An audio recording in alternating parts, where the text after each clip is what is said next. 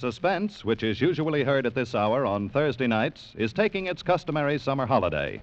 Suspense returns to the air 8 weeks from tonight on Thursday, September 1st.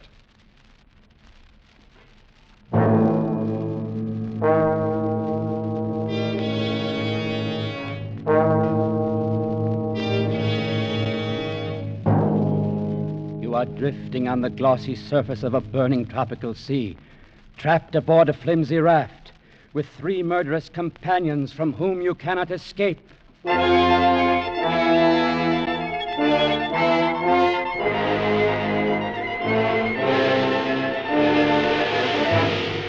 We offer you Escape, designed to free you from the 4 walls of today for a half hour of high adventure.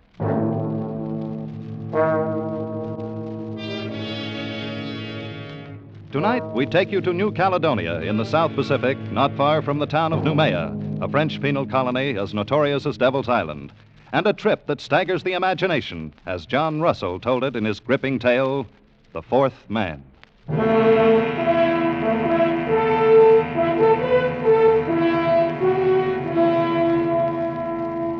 raft stood to open sea. A mat of pandanus leaves served for its sail and a paddle of wood for its helm. Its flooring was woven of reeds and bamboo sticks and rested on triple rows of bladders. It was light, elastic, fit to ride any weather, and it carried 4 men. 3 of them sat huddled together at the far end. Their bodies were blackened with dried blood. The hair upon them was long and matted. They wore only the rags of convicts' blue canvas uniforms. On wrist and ankle they carried their mark, the dark, wrinkled stain of the manacles. There was Dubose, doctor, leader, man of the world, murderer. Friends, the thing is done. And Fenneru, forger, ladies' man, weakling, coward. Yes, we got away all right. And the one known as the Parrot, thief and cutthroat.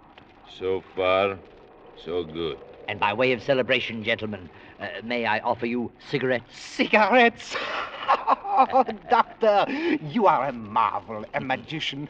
Oh, look at them, white and fresh as though they had just come from the package. How did you do it? Every 6 months there are about 75 escapes from Noumea.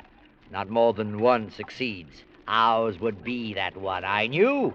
And so 3 weeks ago, I bribed the night guard for these very cigarettes so that we might sit here, my friends, as we are doing, and celebrate. I want a light. Ah, a light for the Parrot. Our doctor's a wonder.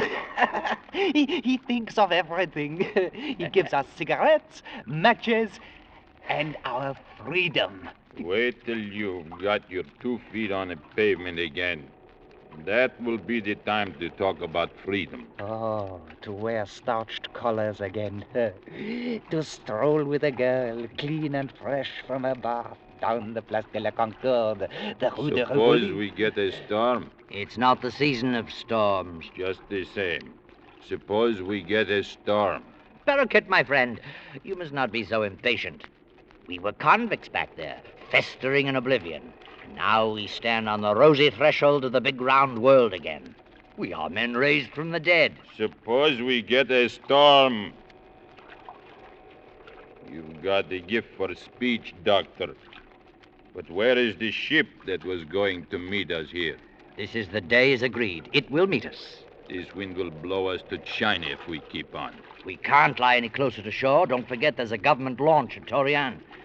I doubt if the native trackers have given us up.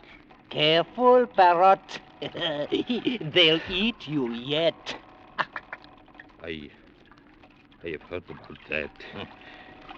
Is it true, Doctor, that the natives keep all the runaways they can capture to fatten on? They prefer the reward. Still, I doubt if they've entirely lost the habit of cannibalism. Piece by piece, Parrot. First, they'll sample you, and then they'll make a stew of your brains. They won't miss a thing. Shut up, Fenneru! The filthy brutes. I almost forgot. We have one of them with us.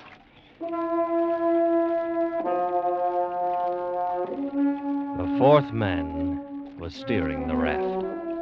He sat crouched in the stern, his huge dark hands holding the steering paddle. He was motionless, like an idol, his eyes on the empty sea. The fourth man on the raft. You are looking at a Kanak, my friends. You will see nothing superior, no line of beauty to redeem the low angle of the forehead, the knobby joints of the body. Nature has stamped him with the mark of inferiority, and he's set the final seal himself, with that twist of bark about his middle and that prong of pig ivory through his nose. Nonetheless, he is a man. And there's a price on our heads. He could be taking us where he liked. Calm yourself, Fenneru. This is a very simple animal, an infant, really. Does that mean he couldn't double-cross us? It does. He's bound by his duty. I made my bargain with his chief up the river, and this one is sent to deliver us on board our ship. That's the only interest he has in us. And he'll do it? He will. That is the nature of the native. I don't trust him. Not for a minute. The brute. The animal. You! It's you I'm talking about, you filthy brute! Save your breath, parrot. He speaks no language, only a few noises, a few signs. I don't feel right on the same raft with that. Me? I'll just stretch out a little under these mats. Yes, we should all sleep a little, conserve ourselves. And when we awake, she'll be there, the ship, our saucy little topsail schooner, her mast standing out against the sky. And we'll be on our way to France. Sleep, my friends.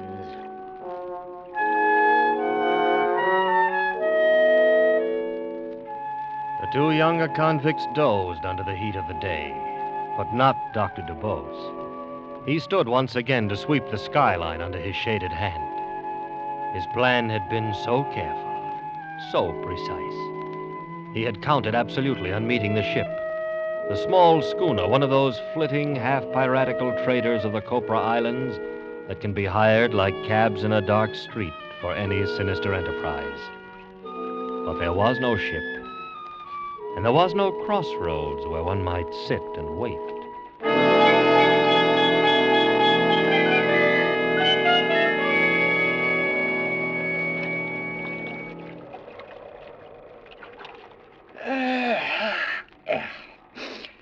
Good morning, Doctor. It's afternoon. Yes, it is. I slept like a corpse. And where is the ship, Doctor? It was going to be there when we woke.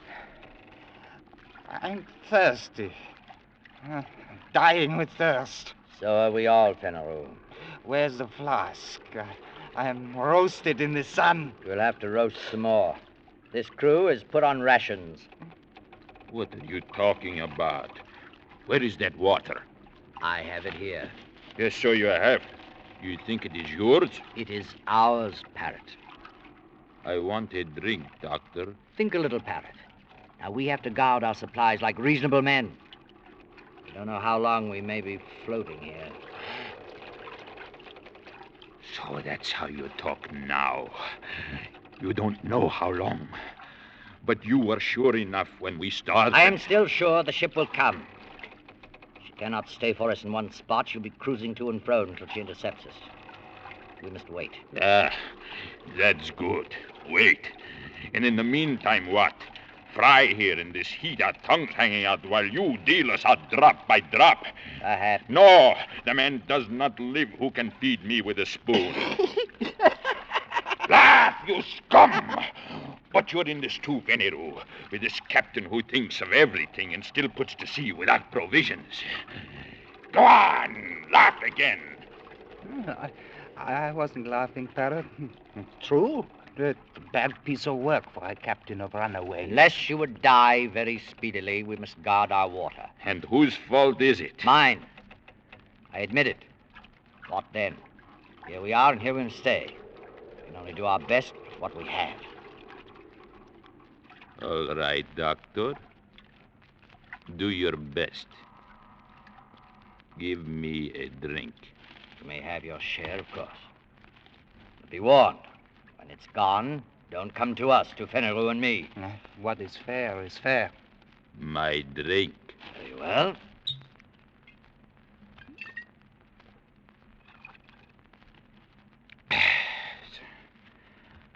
A thimbleful. 1 thimble. This way, we should have enough for 3 days, maybe more, with equal shares among the 3 of us. Yes, that's right. There are only 3 of us.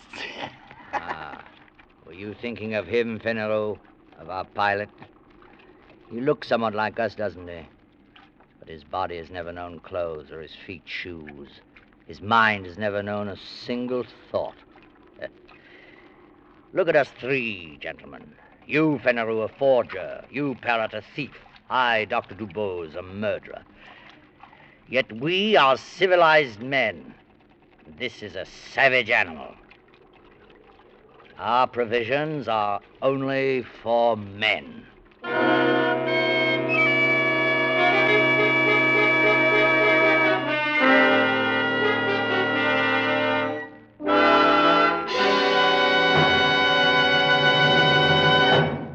What are Americans, Chinese, Italians, Arabs, Latin Americans, and other citizens of the world doing today to make life better for you and your children? Next Sunday night on most of these same stations, CBS presents an hour-long dramatic account of this work in the world today. Written by Norman Corwin, Citizen of the World stars Lee J. Cobb. Be sure to hear it next Sunday night. And now, we return to the second act of Escape, and tonight's story, The Fourth Man.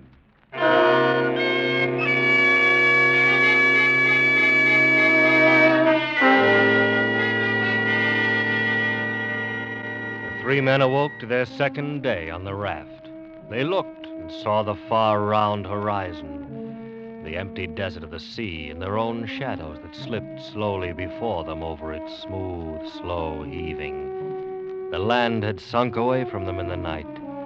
The trap had been sprung. As the savage sun kindled upon them with the power of a burning glass, a calm fell, an absolute calm. The air hung, waited. The sea heaved and fell in polished undulations, and the sun shone. They crawled to the shelter of their mats, gasping, shriveling, while the 4th man, the savage, the beast, sat silent and unmoving. The water, the world of water, was slack and thick as oil. How lonely it is. Dr. Dubose, where is your ship? Your saucy little schooner. Those were your words. Well, where is it? It will come. Suppose your friends leave you to rot here, Doctor. Leave Parrot and me to rot here. That would be a joke, eh, Doctor? To wait for a ship that will never come. It will come. My friends will not fail me. Why? How do you know, eh? How can you be so sure? There is a safety vault in Paris full of papers to be opened at my death. Those papers contain confessions. No, gentlemen, no. My friends will come. It will come.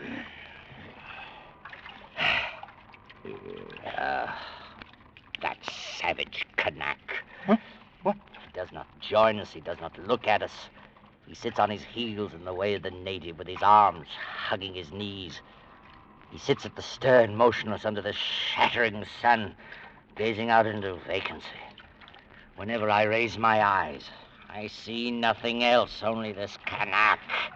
He seems to be enjoying himself quite well. Yes, I was thinking so myself. The cannibal. The savage. He doesn't seem to suffer. How does he do it? Has he no feelings? Been wondering. Maybe that his fibers are tougher. We have had water, and he has not. And yet, see? His skin is fresh and moist. And his belly, fat as a football. Don't tell me the savage is thirsty. Is there any way he could steal our supplies? Certainly not. Suppose he has his own supplies hidden. What? We'll see. Search the raft. Yes. Look under the mat. No, there's nothing here. Nothing. You were mistaken. He has nothing hidden. You are wrong about him, Doctor. When you say he has no understanding, there is one thing he knows and knows well. Pain! Parrot, don't hit him. Parrot, stop. There, scum. That will teach you. Not so chipper now, are you? Not so happy with your luck. That will make you feel... Come back, my friends. Back under the mats. The glare of the sun is not so bad there. Come.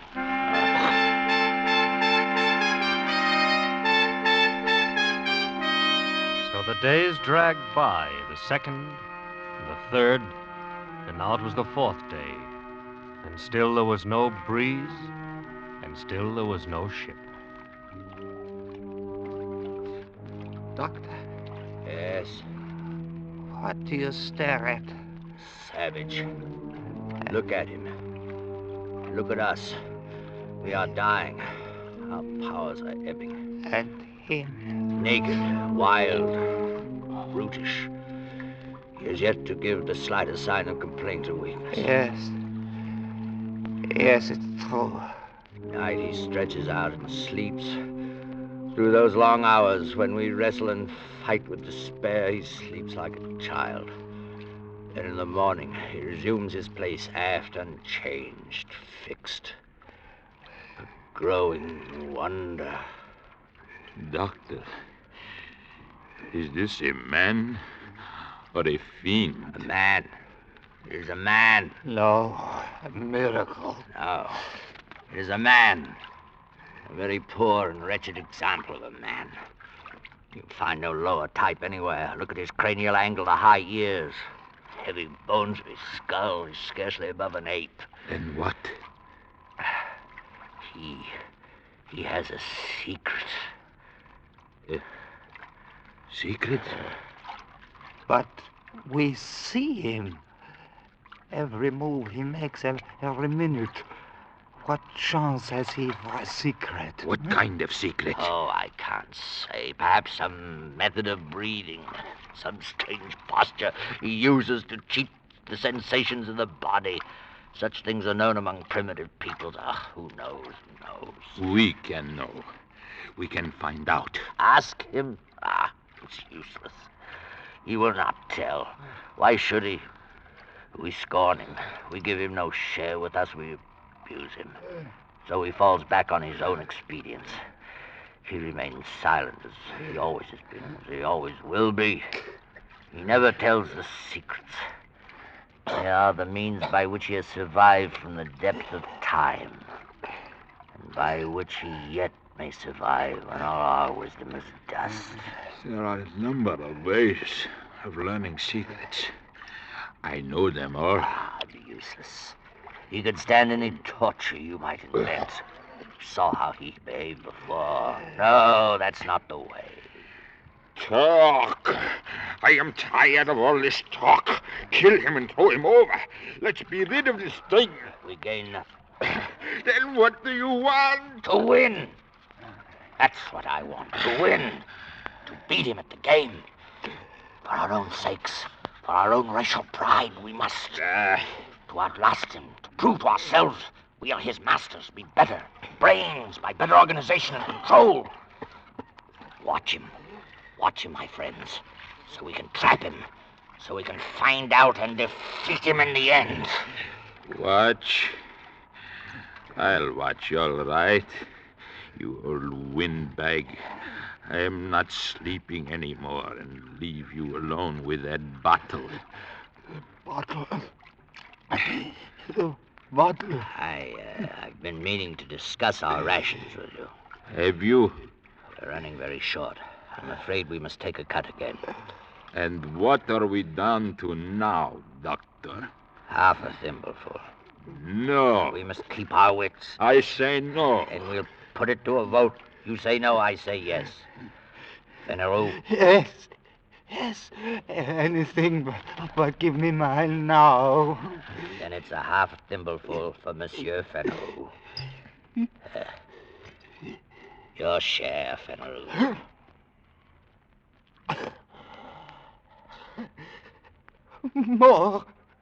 More, or I'll die.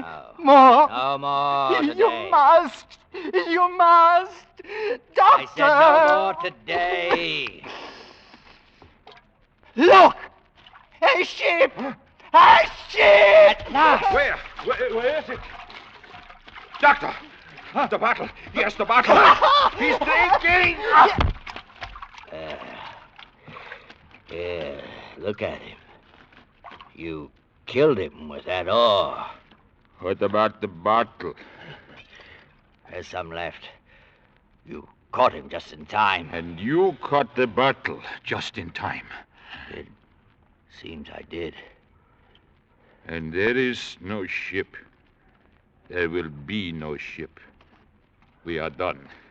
Because of you and your dirty promises that brought us here.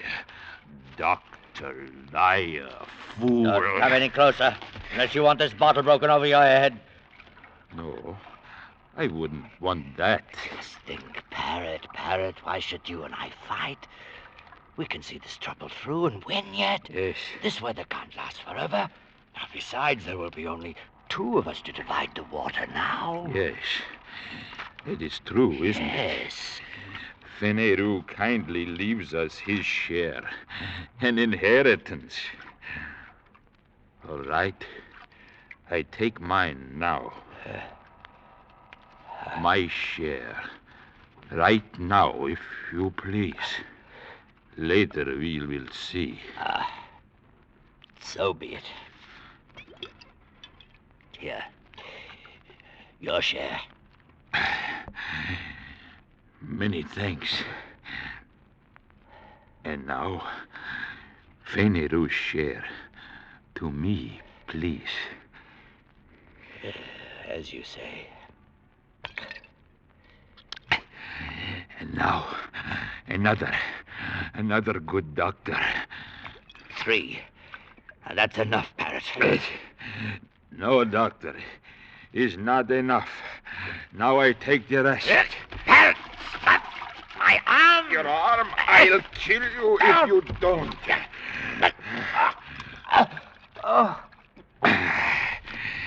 Thank you. You see, I have manners, haven't I?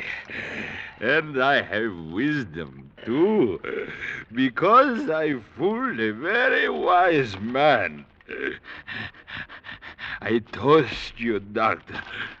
The best man wins. That was a bright idea. The best. So, the best man wins, huh, Parrot? You forgot I'm a doctor, didn't you? The water you would kill for has killed you. Man cannot go without water for 4 days and drink his fill and still live. Go on, Parrot, gasp out your worthless life while I laugh. The best man always wins, Parrot. The best man... So, the best man wins. Yes, Doctor. Fenneru, you... Forgot my knife, didn't you? My knife. Forgot me, lying at your feet while you divided my share of the water. Gave me up for dead, did you? But I, Fenneru, will outlast the two of you. Fenneru, the best man, always wins. Fenneru, you fool. The water. It's running out. Parrot,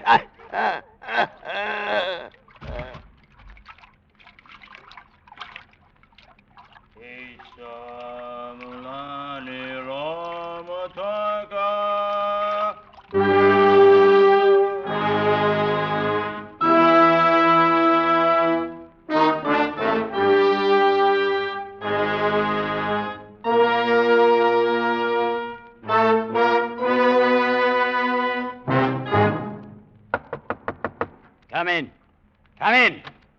Bad luck, sir. The raft was here all the time, not 10 miles away from us. Oh, that calm. Such a misfortune. Well, where are they, the passengers? They're all dead. One is stabbed to death, another his skull crushed, the other fried by the sun. All dead. Well, then, all the better. They'll cost nothing to feed. But how? Hogsheads, my friend. The hogsheads in the afterhold. Fill them nicely with brine, and there we are. I do not understand. You're dull, Marteau. Very dull. The gentleman's passage was all paid before we left Sydney. I contracted to bring back 3 escaped convicts. Well, so I'll bring them back. In pickle. So, if you'll go back, Marteau, and bring them aboard for the trip, I'll be much obliged. Very well. There is a 4th man on the raft, Captain. A Canuck. Still alive. What will we do with him? A Canuck? There's no word in my contract about any Canuck. Leave him there.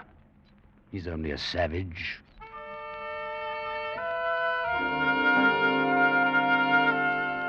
And so Dr. DeBose and Fennereau and the Parrot went aboard for the long trip to their beloved Paris, their bodies pitching and rolling gently in the huge vats of brine.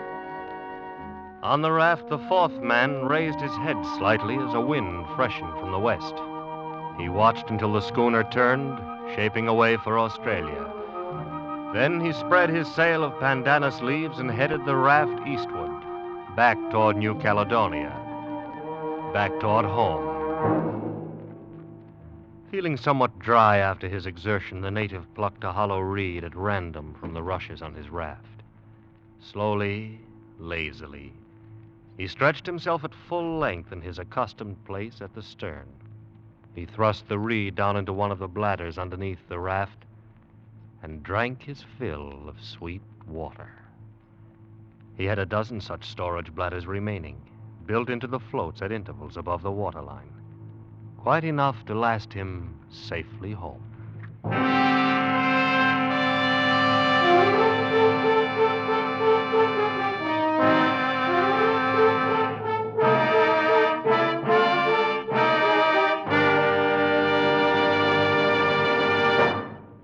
Escape is produced and directed by Norman MacDonald. Tonight, we have presented The 4th Man by John Russell, adapted for radio by Irving Ravech and narrated by Larry Dobkin. Featured in the cast were Joseph Kearns, Ben Wright, and Barney Phillips, with Jack Crucian and Wilms Herbert. Special music arranged and conducted by Wilbur Hatch.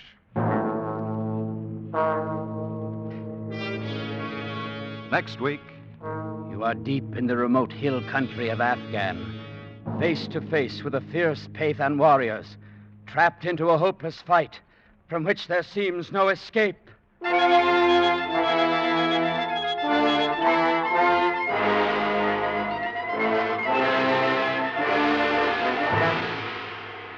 Next week, we escape with Rudyard Kipling's famous story, Drums of the Fore and Aft.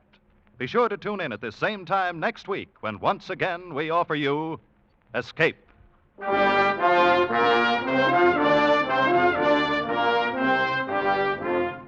Casey, crime photographer, is another top-ranking CBS sleuth who's taking no time out for vacation this summer. You can hear his adventures over most of these same CBS stations just a little later tonight. This is Tip Corning speaking over CBS, the Columbia Broadcasting System.